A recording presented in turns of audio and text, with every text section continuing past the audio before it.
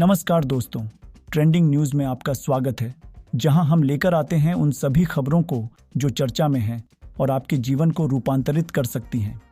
हम नहीं बस खबरें बताते हैं, बल्कि उनका विश्लेषण भी करते हैं ताकि आप अपने निर्णयों को सही समय पर ले सकें।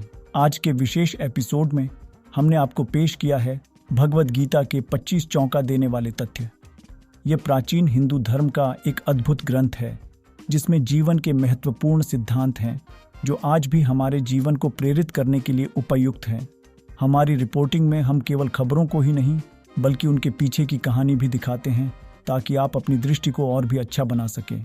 अगर आप चाहते हैं कि आप हमारे साथ जुड़ें और सबसे पहले ताजगी भरी खबरों का आनंद लें तो हमारे चैनल को सब्सक्राइब करें और बेल आइकन को दबाएं ताकि आप कोई भी अपडेट ना छूमें। भगवद गीता के बारे में 25 चौंका देने वाले तथ्य। श्रीमद् भगवद गीता फैक्ट्स। श्रीमद् भगवद गीता हिंदुओं के पवित्र ग्रंथों में से एक है। वे दिव्य शब्द हैं जो सीधे भगवान के होठों से निकले हैं, इसलिए उन्हें भगवान का गीत कहा जाता है। इस पुस्तक में जीवन का संपूर्ण सार दिया गया है। जो लोग गीता के निर्देशों का पालन करते हैं वे पूर्णता तक पहुंचने लगेंगे और मुक्त हो जाएंगे। पुस्तक के 15 बुनियादी आश्चर्यजनक तथ्य हैं। श्रीमद् भगवद गीता के 25 चौंका देने वाले तथ्य। श्रीमद् भगवद गीता 25 फैक्ट्स। 1.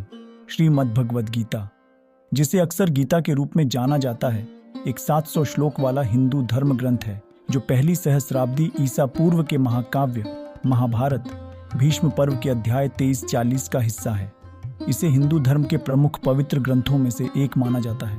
2. भगवद गीता में कुल 18 अध्याय हैं जो 700 श्लोकों का संकलन है।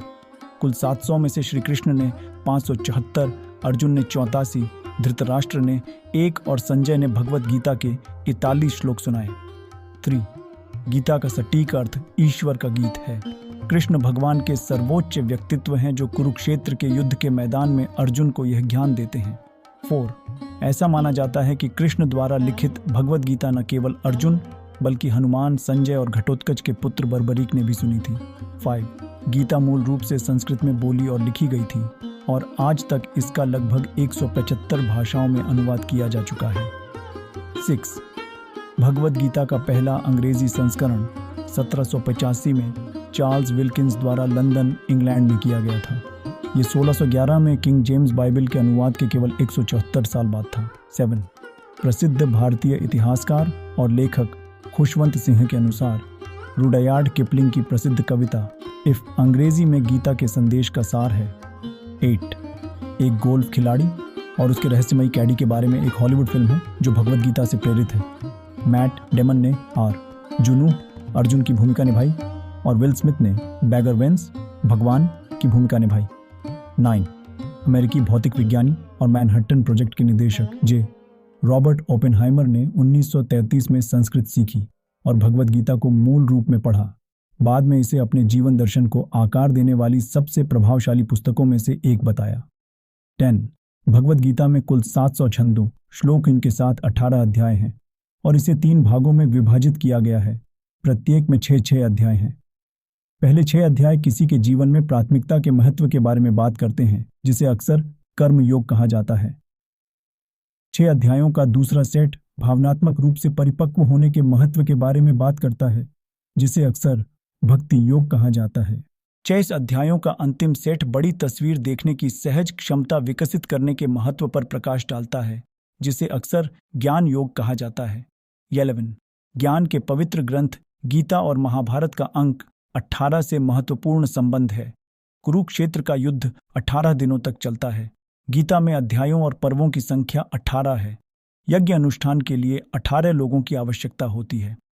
दरअसल यह भी कहा जाता है कि पांडवों की सेना का आकार 7 अक्षौहिणी थी और कौरवों की 11 अक्षौहिणी। इस प्रकार कुल 18 अक्षौहिणी सेना थी। 12. भगवद गीता कोई धार्मिक पुस्तक या किसी विशेष समुदाय की पुस्तक नहीं है। यह मानवता के लिए एक पुस्तक है और किसी भी धर्म का कोई भी व्यक्ति भगवद गीता को पढ़ने से लाभान्वित हो सकता है। भगवद गीता न केवल आध्यात्मिक उत्थान में बल्कि व्यक्तिगत और व्यावसायिक विकास में भी मदद करती है। 13. कैम्ब्रिज विश्वविद्यालय ने बड़े पैमाने पर छात्रों को लाभ पहुंचाने के लिए अपने पाठ्यक्रम में भगवद गीता को शामिल किया है। 14. कुछ लोगों का दावा है कि आइंस्टीन को कम उम्र में भगवद गीता न पढ़ने के अपने कृत्य पर पश्चाताप हुआ था, लेकिन इसका कोई ठोस प्रमाण नहीं है। 15 ऐसा माना जाता है कि भगवान कृष्ण ने दुर्योधन को भगवद गीता का ज्ञान देने की कोशिश की, लेकिन उसने इनकार कर दिया। उन्होंने कहा कि उन्हें पहले से ही पता है कि क्या सही है और क्या गलत है। 16 श्री कृष्ण ने हमें भगवद गीता में आत्मा के अस्तित्व के बारे में बताया है। उन्होंने हमें बताया है कि आप केवल एक शरीर नहीं हैं, आप आत्मा हैं। क्या आप आत्मा का आकार जानते हैं? ये कोरोना वायरस से भी छोटा और पूरे आकाश से भी बड़ा है। श्री कृष्ण ने बताया है कि आत्मा के बारे में आप कल्पना नहीं कर सकते। यह कल्पना से परे है, यह मन से परे है। यहाँ तक कि बहुत अधिक प्रयास करने वाला योगी भी मुश्किल से ही आत्मा को पा पाता है। 17 भगवद गीता हमें दिव्य आनंद या आनंद के बारे में सूचित करती है। संपूर्ण ब्रह्मांड में इससे परे कोई आनंद नहीं है, लेकिन इसका स्वाद चखने के लिए आपको गीता की शिक्षा का पालन करना होगा। शुरू में आपको जहर जैसा लगेगा क्योंकि आपको कड़ी मेहनत करनी होगी, लेकिन अंतिम परिणाम अमृत, अमृता और दिव्य आनंद है। 18 भगवद गीता हमें बताती है कि आत्मा और सर्वशक्तिमान या परमात्मा के बारे में शायद ही कोई जानता हो। सर्वशक्तिमान को जानने का प्रयास करने वाले हजारों लोगों में से केवल कोई विरला ही उसे जानता है। उसे जानने के लिए सर्वशक्तिमान की कृपा आवश्यक है। 19 भगवद गीता हमें बताती है कि सर्वशक्तिमान और कृष्ण दोनों एक ही हैं। एक बार जब आप उसे जान लेते हैं तो आपको कभी कोई दुख, कष्ट नहीं हो सकता। आप जीवन और मृत्यु से परे हो जाते हैं, तुम अमर हो जाओ। 20 कई माता पिता अपने बच्चों को इस डर से भगवद गीता पढ़ने की अनुमति नहीं देते कि वे संन्यास ले लेंगे। उन्हें पता होना चाहिए कि गीता हमें अपना कर्तव्य निभाने को कहती है। श्री कृष्ण हमें बताते हैं कि हमारा कर्तव्य सबसे पहले और सबसे महत्वपूर्ण है। अर्जुन युद्ध टालकर संन्यास लेने जा रहे थे, लेकिन कृष्ण ने अर्जुन से कहा कि वह अपना कर्तव्य निभाए और यदि वह संन्यास लेगा तो उसे पाप लगेगा। 21 गीता बताती है कि अगर आप सर्वशक्तिमान को जानना चाहते हैं तो आपको कठिन तपस्या के लिए हिमालय या जंगल में जाने की जरूरत नहीं है। आप अपने स्वाभाविक कर्तव्य का पालन करते हुए अपने घर पर ही उसे जान सकते हैं। आपको अपना स्थान, जीवन, कर्तव्य, कपड़े, चेहरा या कोई अन्य चीज बदलने की जरूरत नहीं है। आप जहां हैं वहीं रहें। 22 गीता बताती है कि मुख्य बात आपका इरादा है, वास्तविक कार्य नहीं। आपके कार्य आपके मन से होने चाहिए, शरीर से नहीं। मन ही सब कुछ है, शरीर कुछ भी नहीं। अगर आप मंदिर या मस्जिद में हैं लेकिन अपने बच्चों के बारे में सोच रहे हैं, तब वास्तव में आप घर में हैं, मंदिर या मस्जिद में नहीं। 23 गीता के अनुसार यह जानकर आश्चर्य होता है कि जो चीजें दिखाई देती हैं उनका वास्तव में कोई अस्तित्व नहीं है, लेकिन जो चीजें दिखाई नहीं देती उनका सच में अस्तित्व होता है। 14 श्री कृष्ण भगवद गीता में कहते हैं कि वह और आप हर समय मौजूद थे। आपके कई जन्म हो चुके हैं, लेकिन आप अपने पिछले जन्मों को भूल जाते हैं। कृष्ण को तुम्हारा हर जन्म याद है।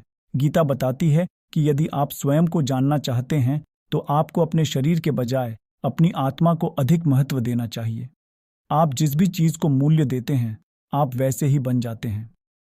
25 गीता बताती है कि आत्माएं पिछले जन्मों के कर्मों के आधार पर भावनाओं से आकर्षित होती हैं।